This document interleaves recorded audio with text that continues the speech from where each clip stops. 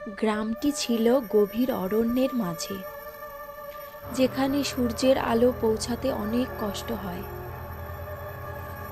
অরণ্যের ঠিক মাঝখানে একটি নদী, যার নাম ছিল ভয়াল নদী। স্থানীয়রা বলতো এই নদীর পানিতে কোনো এক অভিশাপ লুকিয়ে আছে। প্রতিদিন সন্ধ্যার পর নদীর পাড় থেকে অদ্ভুত আওয়াজ শোনা যেত, কারো কান্না, কারো হাসি, আবার কখনো যে ভাঙ্গা নৌকার বৈঠার শব্দ। যারা কৌতূহলবশত নদীর কাছে যেত, তাদের অনেকেই আর ফিরে আসতো না। ফিরে আসার পর কেউ কেউ বলতো তারা সাদা কাপড় পরা এক নারীর ছায়া দেখেছে, যে পাড়ের ওপারে তাদের ডাকছিল। একবার গ্রামের এক যুবক সাহসী রাহুল এই গল্পের সত্যতা খুঁজতে চাইল। এক পূর্ণিমার রাতে টিমটিমে লণ্ঠন হাতে নিয়ে সে নদীর ধারে গেল।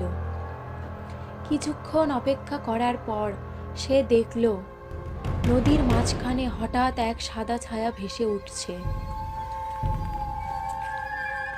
সেই ছায়া ছিল অস্পষ্ট, কিন্তু স্পষ্ট তাই এক নারীর মতো।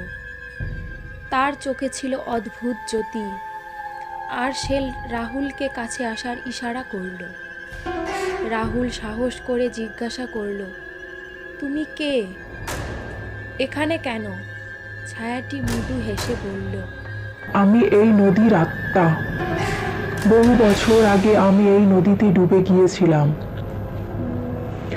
আমার জীবনের শেষ ইচ্ছে পূরণ হয়নি, তাই আমি মুক্তি পাইনি।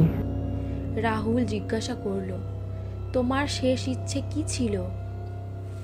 নারী বলল, আমার মা এখনো আমাকে খুঁজে ফেরেন। তাকে বলো আমি শান্তি চাই, আর কোনোদিন এই নদীর পাড়ে আসবে না। পরের দিন রাহুল গ্রামে ফিরে গিয়ে সেই বৃদ্ধা মহিলাকে খুঁজে বের করল। সে তার মেয়েকে হারিয়ে এখনো কাঁদত। সেই মহিলা নদীর ধারে গিয়ে মেয়ের আত্মার উদ্দেশ্যে প্রার্থনা করলেন।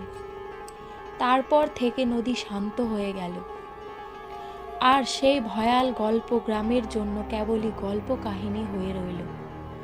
তবে এখনো কেউ কেউ বলে, পূর্ণিমার রাতে যদি ভালো করে শোনো, তখনও হালকা কান্নার শব্দ ভেসে আসে।